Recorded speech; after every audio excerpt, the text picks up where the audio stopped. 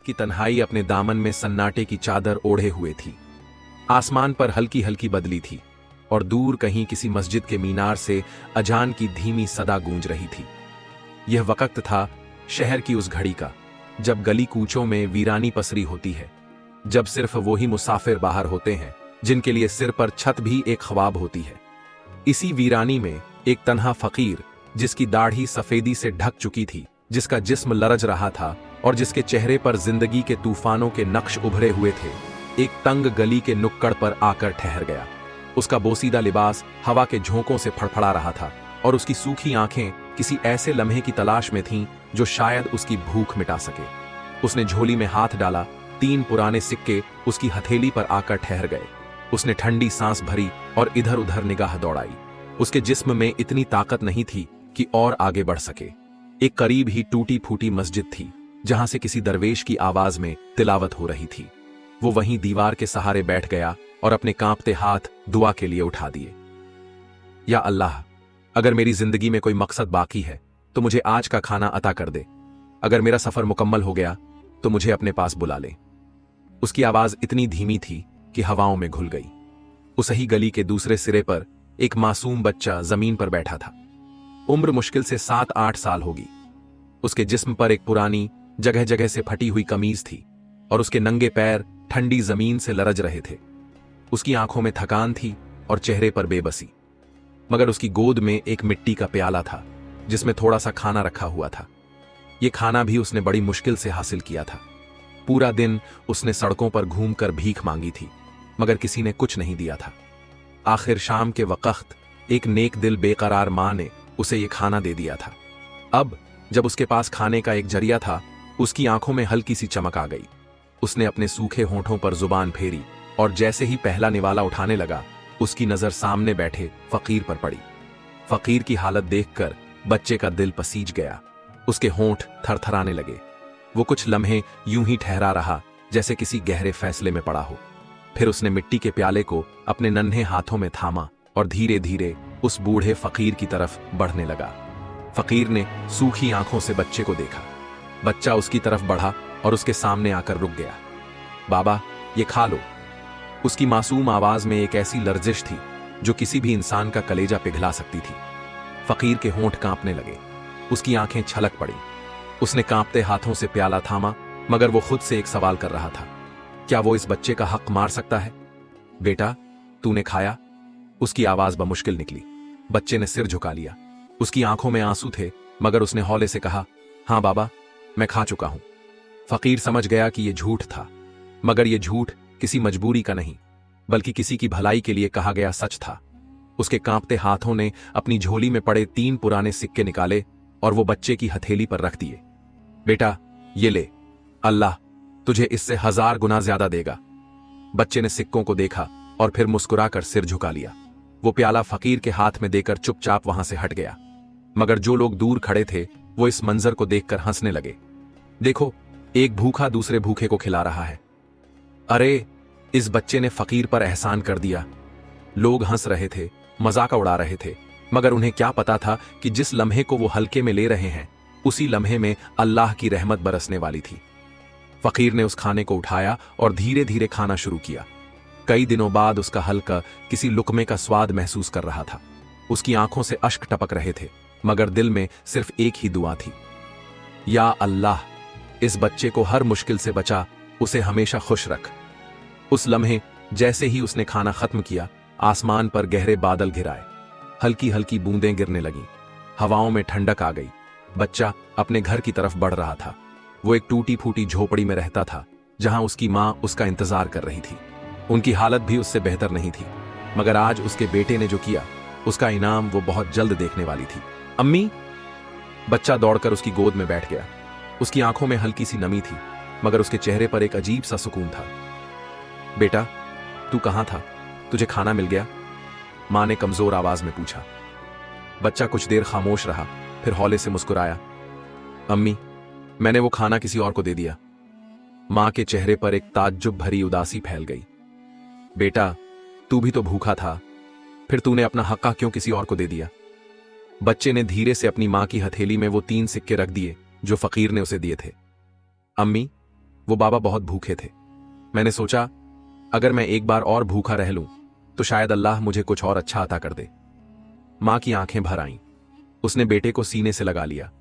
वो चाहकर भी कुछ कह नहीं सकी, मगर उसके दिल में एक अजीब सा इत्मीनान था। दूसरी तरफ वो फकीर अभी भी उसी गली के नुक्कड़ पर बैठा था। हल्की बारिश अब थम चुकी थी, मगर ठंडी हवा उसे अंदर तक सिहरा रही थी। उसका जिस्म कमजोरी से कांप रहा था, मगर उसके चेहरे पर एक तस्लीमियत थी। शायद इसीलिए कि आज उसे किसी मासूम का हक मारने की तकलीफ नहीं उठानी पड़ी थी। अचानक गली के एक सिरे पर से कुछ तेज आवाजें सुनाई दी। ये कौन है जो यहां बैठा है? अरे ये वही फकीर है, चलो इसे यहां से भगाओ। 3-4 लोग जो पहले उस फकीर और बच्चे का मजाक उड़ा रहे थे, अब उसके करीब आ गए थे। उनके लहजे में हिकारत और घमंड था। अरे बाबा, क्या मांग मांग कर अपनी जिंदगी बर्बाद कर रहे हो? उनमें से एक ने हंसकर कहा। दूसरा शख्स आगे बढ़ा और उसकी झोली को ठोकर मार दी। चल उठ, यहां से हट, यह जगह तेरे लिए नहीं है। फकीर ने धीमी आवाज में सिर्फ इतना कहा, बेटा अल्लाह तुझे बरकत दे। मगर उन लोगों ने उसकी बात का कोई असर नहीं लिया। उन्होंने उसे धक्के देकर वहां से हटा दिया। फकीर ने किसी तरह खुद को समेटा और एक और वीरान गली की तरफ बढ़ गया। सुबह होते ही उस छोटे बच्चे की मां उठी और अपने तीनों सिक्कों को देखकर सोच में पड़ गई। उसका दिल कह रहा था कि यह 3 सिक्के उसके लिए कोई अजमत वाले हैं।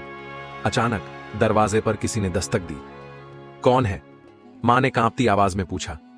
बीबी, मैं हूं यासिर। यासिर उस बेकरी का मालिक था जहां कभी कभी यह औरत काम किया करती थी, मगर काम इतना कम था कि वो मुश्किल से 2 वक्त की रोटी जुटा पाती थी। अंदर आओ भाई। यासिर अंदर आया और उसके हाथ में एक छोटी सी थैली थी। बीबी, आज रात मैंने एक अजीब ख्वाब देखा। मैंने देखा कि एक फरिश्ता मुझसे कह रहा था कि अगर तू एक नेक औरत की मदद करेगा तो तेरा कारोबार 7 गुना बढ़ जाएगा। औरत चौंक गई। तो मैंने सुबह ही फैसला किया कि मैं कुछ लोगों की मदद करूंगा, मगर जैसे ही मैं बाहर निकला मेरा दिल सिर्फ आपकी झोपड़ी की तरफ खींचने लगा। यासिर ने थैली खोली और उसमें कुछ रुपए रख दिए। ये आपके लिए, आप इससे अपना गुजारा कर सकती हैं।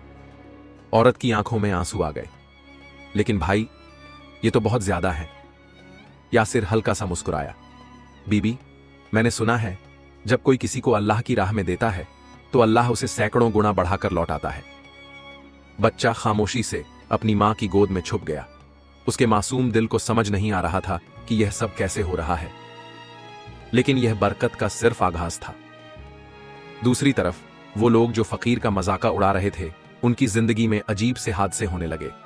पहला आदमी जिसने फकीर की झोली को ठोकर मारी थी, उसी रात उसके घर में चोरी हो गई।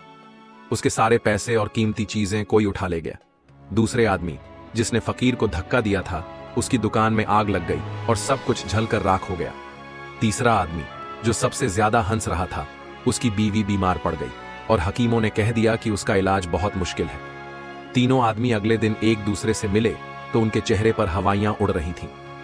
यार, ये सब अचानक कैसे हो गया? पता नहीं, मगर क्या तुम्हें याद है कल रात हमने एक फकीर को धक्के दिए थे? तीनों के चेहरे पर हवाइयां उड़ने लगीं। क्या ये सब उसी की बद्दुआ का असर है? फकीर उस दिन शहर के सबसे बड़े दरगाह के पास बैठा हुआ था।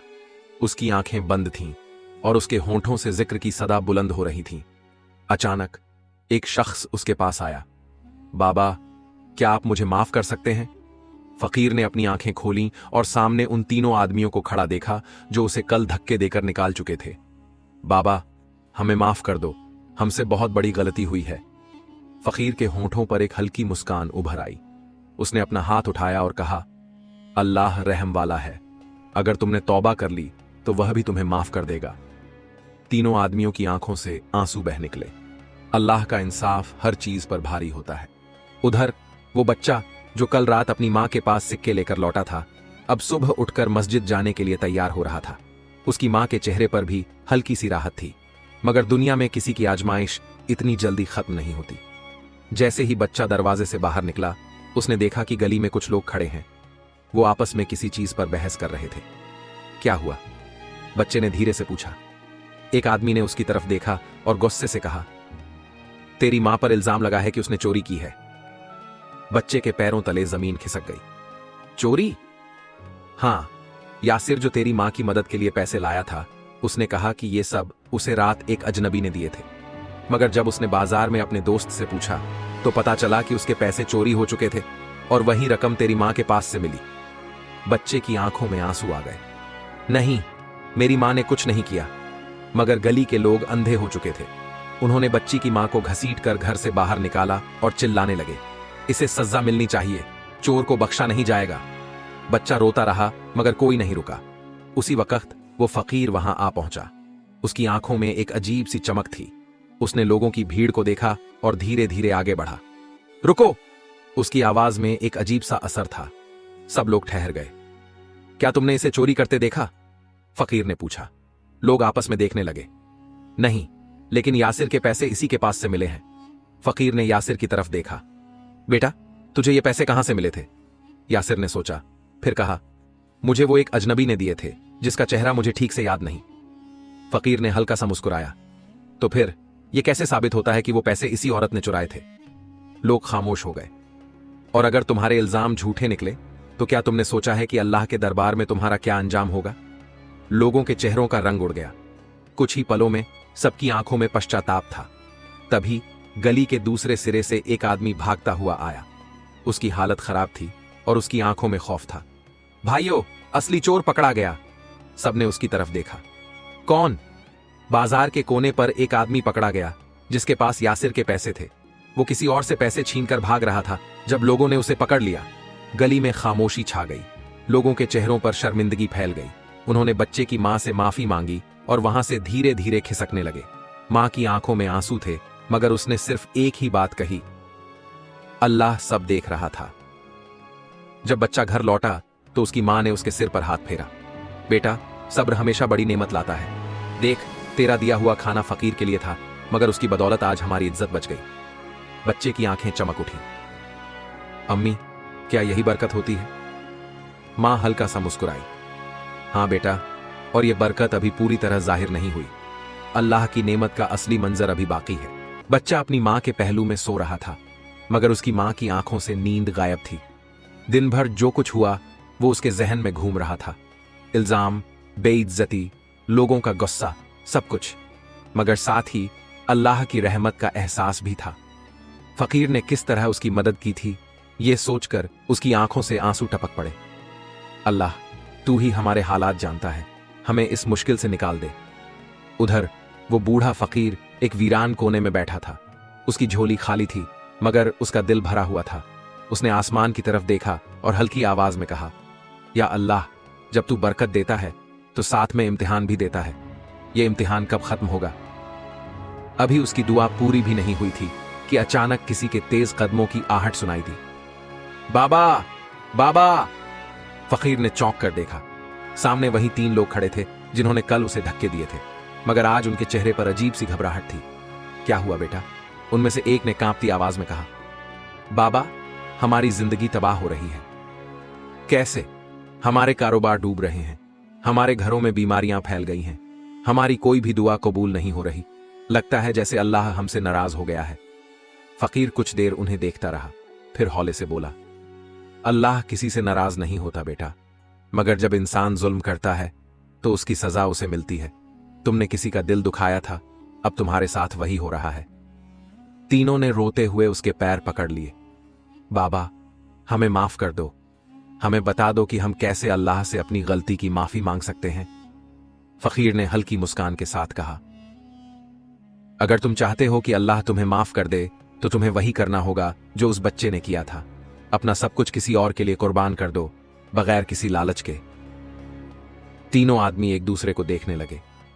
लेकिन बाबा, हम तो बहुत गरीब हो चुके हैं, हमारे पास देने के लिए कुछ भी नहीं बचा। फकीर ने उनकी आंखों में देखा और कहा, जिसके पास देने को कुछ नहीं होता वो अपना दिल दे सकता है, अपना अहंकार छोड़ सकता है, लोगों से अपनी गलती मान सकता है। यह भी कुर्बानी होती है। तीनों की आंखों में शर्म था। सुबह होते ही तीनों आदमी उस बच्चे और उसकी मां के घर पहुंचे। उन्होंने दरवाजे पर दस्तक दी। बच्चे की मां ने दरवाजा खोला और तीनों को देखकर चौंक गई। आप लोग यहां? तीनों ने सिर झुका लिया। बहन, हमें माफ कर दो, हमने तुम्हारे साथ बहुत बुरा किया। मां खामोश रही। हम चाहते हैं कि हम तुम्हारी मदद करें ताकि हमारी गलती का कफारा अदा हो सके। बच्चे की मां के चेहरे पर हल्की सी मुस्कान आ गई। अगर तुम सच में अपनी गलती सुधारना चाहते हो तो किसी गरीब की मदद करो। तीनों आदमी उसी वक्त शहर के सबसे गरीब इलाके में पहुंचे और वहां रहने वाले बेसहारा लोगों के लिए खाना और कपड़े लाने लगे। उनकी नीयत अब सच्ची हो चुकी थी और उनकी आंखों में अब पहले जैसा घमंड नहीं था। और फिर वही हुआ जो अल्लाह के वादे के मुताबिक होना था। कुछ ही दिनों में उनकी जिंदगी बदलने लगी। उनके घरों में फिर से बरकत आने लगी। उनके कारोबार दोबारा फलने फूलने लगे। उनकी बीमारियां दूर हो गईं। अब उन्हें यकीन हो चुका था, जब हम किसी के लिए कुर्बानी देते हैं तो अल्लाह हमारे लिए दरवाजे खोल देता है। उधर वो बच्चा जो कभी 2 वक्त की रोटी के लिए तरसता था, अब उसकी मां को रोजी के नए जरिए मिल चुके थे। यासिर ने उसे अपनी बेकरी में काम दे दिया था, जिससे उसकी मां अब इज्जत से रोजगार कमा रही थी। और फकीर अब वो शहर के सबसे मशहूर बुजुर्गों में गिना जाने लगा था। लोग दूर दूर से उसकी दुआएं लेने आते थे और उसकी झोली हमेशा भरी रहती थी। मगर उसने अपनी झोली का हर एक दाना गरीबों में बांट दिया। क्यों? क्योंकि वो जान चुका था, अल्लाह की राह में दिया हुआ कभी कम नहीं होता, बल्कि बढ़ता ही जाता है। एक दिन वही बच्चा जिसने अपना खाना फकीर को दिया था, उसके पास आया। बाबा, अब हमारी जिंदगी बदल चुकी है। अब हम भूखे नहीं रहते। अब हमें किसी से मांगने की जरूरत नहीं पड़ती। फकीर ने उसके सिर पर हाथ फेरा और मुस्कुराया। बेटा, याद रखना, अल्लाह जब बरकत देता है तो साथ में इम्तिहान भी देता है, मगर जो सब्र और शुक्र करता है वही सच्चा कामयाब होता है। बच्चे की आंखों में चमक थी। बाबा, क्या मैं भी अब किसी गरीब की मदद कर सकता हूं? फकीर हंस पड़ा। बिल्कुल बेटा, क्योंकि असली बरकत सिर्फ लेने में नहीं बल्कि देने में होती है। क्या यही सच्ची बरकत थी? क्या यही सब्र का इनाम था? हां, और यही वो हकीकत थी जो अब सब जान चुके थे। शाम का वक्त था। मस्जिद के मीनार से मगरिब की अजान की सदा बुलंद हुई। शहर की गलियों में हल्की रौनक थी, मगर एक गली ऐसी भी थी जहां आज कुछ अलग ही माहौल था। वहीं कोने में वो फकीर जो कभी भूखा प्यासा बैठा करता था, अब अल्लाह की दी हुई नेमतों में सराबोर था। उसकी झोली अब सिर्फ दानों से नहीं बल्कि दुआओं से भी भरी हुई थी।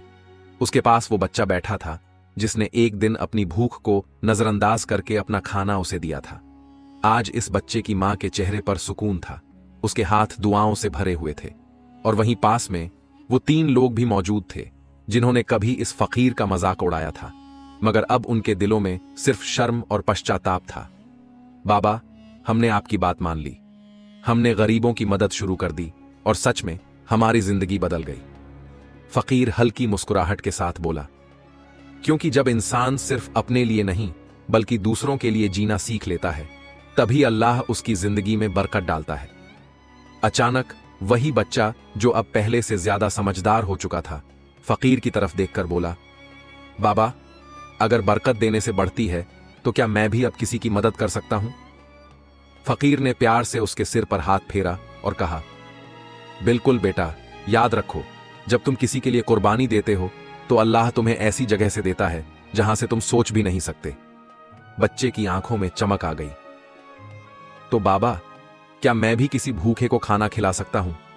फकीर हंस पड़ा और बोला, बेटा, आज से तू वही करेगा जो एक सच्चा मुसलमान करता है, दूसरों के लिए जिएगा। वक्त गुजरता गया। फकीर की उम्र अब ढल रही थी। वो पहले से ज्यादा कमजोर हो चुका था, मगर उसकी झोली हमेशा भरी रहती थी, क्योंकि उसने जो दिया था वो लौट कर आता जा रहा था। एक रोज वो बच्चा फिर से उसके पास आया। बाबा, आप इतने सालों से दूसरों की मदद कर रहे हैं, लेकिन आपने कभी अपने लिए कुछ नहीं मांगा। फकीर मुस्कुराया और आसमान की तरफ देखा। बेटा, जो इंसान दूसरों के लिए जीता है, अल्लाह उसे कभी खाली हाथ नहीं छोड़ता। मैंने कभी अपने लिए कुछ नहीं मांगा, लेकिन फिर भी अल्लाह ने मुझे वो सब दिया जिसकी मुझे जरूरत थी। बच्चे की आंखों में आंसू थे। तो बाबा, क्या अल्लाह हर किसी की झोली को ऐसे ही भर सकता है? फकीर ने हंसते हुए कहा, अगर इंसान सब्र और शुक्र करे तो हां, अल्लाह उसे इतनी बरकत देता है कि उसकी झोली कभी खाली नहीं होती। और फिर वो फकीर हमेशा के लिए इस दुनिया से चला गया, मगर उसकी दी हुई तालीम हमेशा जिंदा रही। अब वो बच्चा जो कभी फकीर की मदद करता था, अब खुद गरीबों का सहारा बन चुका था, और यही असली बरकत थी। वीडियो से हमने सीखा, पहला बिन सब्र और शुक्र ही असली बरकत की कुंजी है। दूसरा, जब हम किसी और के लिए कुर्बानी देते हैं तो अल्लाह हमें हमारी सोच से ज्यादा देता है। तीसरा, किसी का मजाक उड़ाना आसान है, मगर किसी की मदद करना ही असली इंसानियत है। चौथा, जो अल्लाह की राह में देता है उसकी झोली कभी खाली नहीं होती। या अल्लाह, हमें ऐसा बना कि हम दूसरों की मदद कर सकें, दूसरों के लिए जी सकें और हमारे दिलों में हर वक्त सब्र और शुक्र रहे। हमारी झोलियां कभी खाली ना हो और हम दूसरों की झोलियां भरने वाले बने।